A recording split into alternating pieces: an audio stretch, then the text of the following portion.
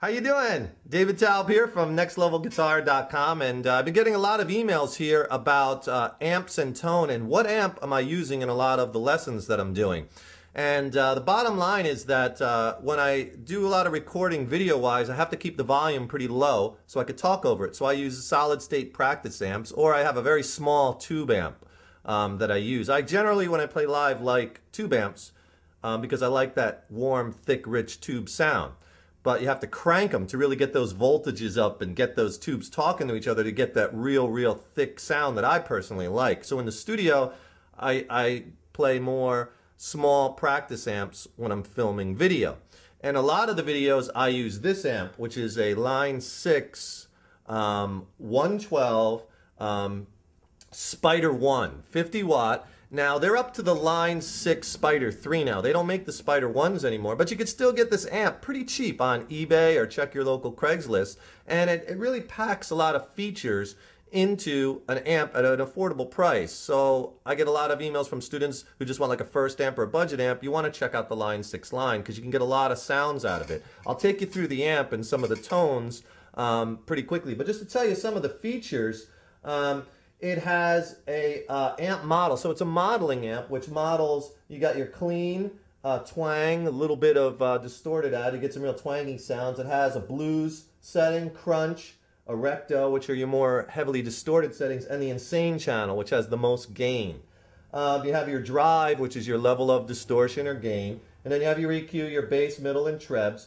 Channel volume, which I generally like on the solid state amps to keep the channel volume fully wide open, full on, and then control the overall volume with the master volume, because it really doesn't matter too much, much like on tube amps where you want to keep the master hotter to get that really cranking out those output tubes. Here it doesn't matter, the amp will sound pretty similar whether it's at low volume or high volume. And then it has some different effects, built-in reverb. It has some delays, tape echoes, tremolo, choruses, and flange, which are not bad. Again, for a fairly inexpensive amp, it does pack a pretty good punch. This is the 112 model, and it works nice. Throw a mic on it in the studio, and I'll just play through a couple of the settings real quick using a Fender mid-90s. This is a custom shop stratocaster. I'm on the clean channel right now.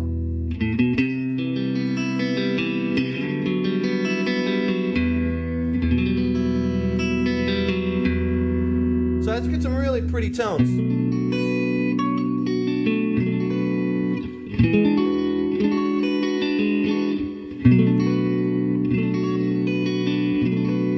And if I change pickups a little bit,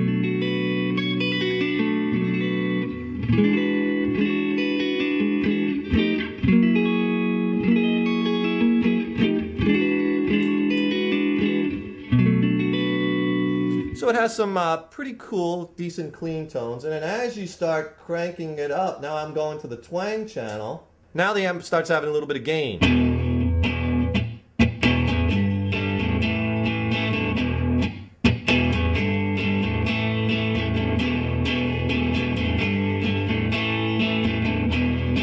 I'm just playing E, fifth, G, and an A chord, just so you can hear the sound of the amps.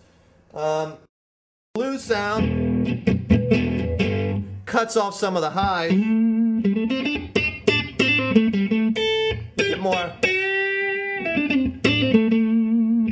Okay, so now if I start getting into more of the drive channels, here's the crunch setting. Everything else I'm not touching because, you know, you want to experiment to get a decent sound out of the amp, depending on what guitar and pickup you're using. I have the bass. I like a little bit more bass, not too much because you don't want it to be too muddy. Bass is like 2 o'clock. I cut the mids back a bit, 11 o'clock, and treble around 1 o'clock. Some guys like to dial the mids back at that scooped kind of mid sound. If you like that, this amp can do that too. Now as we move, you can see as we're out in the crunch,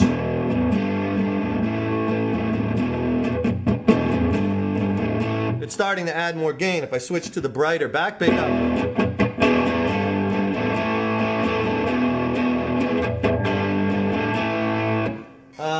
and you could experiment by taking some of the drive off and cleaning it up.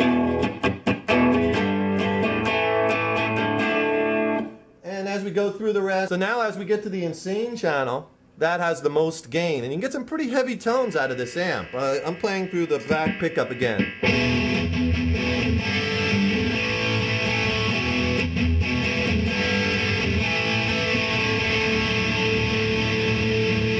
Like with that open D chord, it's still not ridiculous amounts of gain, whereas it's too fuzzy, but you get some pretty good sounds. And again, you could back off. Now, I only had the drive on 3, not even halfway.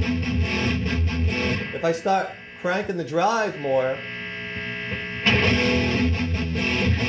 it starts getting heavier and heavier.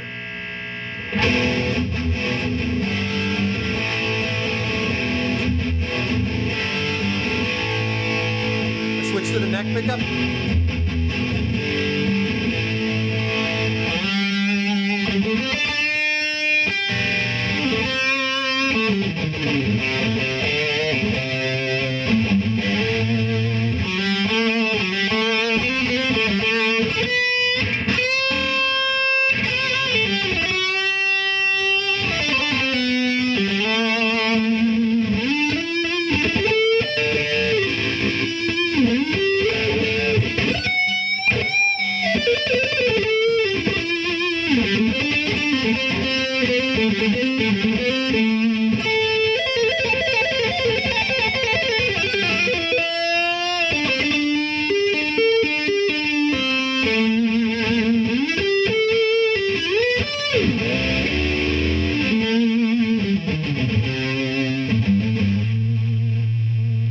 One of the other features that's kind of cool on this amp is the built-in delay. So one of the things I like about the delay is it's a lot of fun, you know, and you can kind of get creative with it, with the amount of delay time, okay? And then kind of just...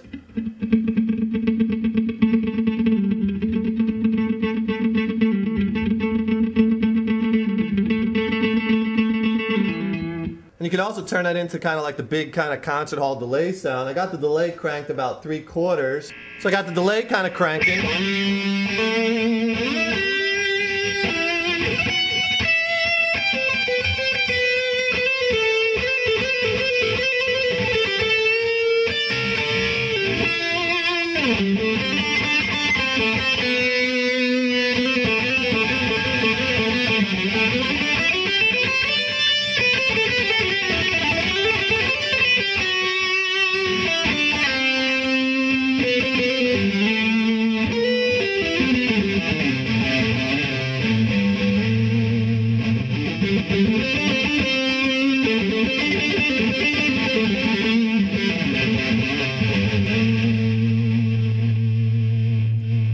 The other thing is I like the chorus. It has a nice sounding kind of chorus, shimmery kind of.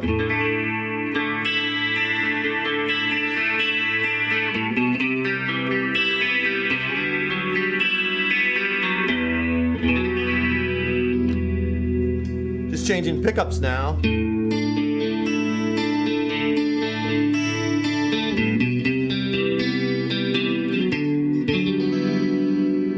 Here's a neck pickup.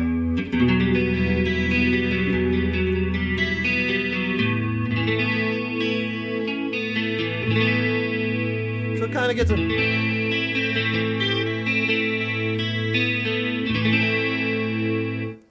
So if you're looking for a budget amp that has some big sounds, give it a try, and I think you'll be, or just maybe if you just need a practice amp for your room where you can play decent at low volume. The other nice feature, this has a headphones jack, so if you don't want to bother anybody, wake the neighbors or the kids, you can plug headphones in there. It has a foot switch pedal, so you control some of the features foot switchable, and it's kind of a cool amp. So everyone keeps writing, asking me what I'm using in a lot of lessons. That's it. And by the way, I'm plugged straight from the guitar right into the amp. I don't have any other effects or anything else. I don't generally use a lot of effects, and most of the time I'm just plugging straight into the amp. All right? We'll see you soon. Take care.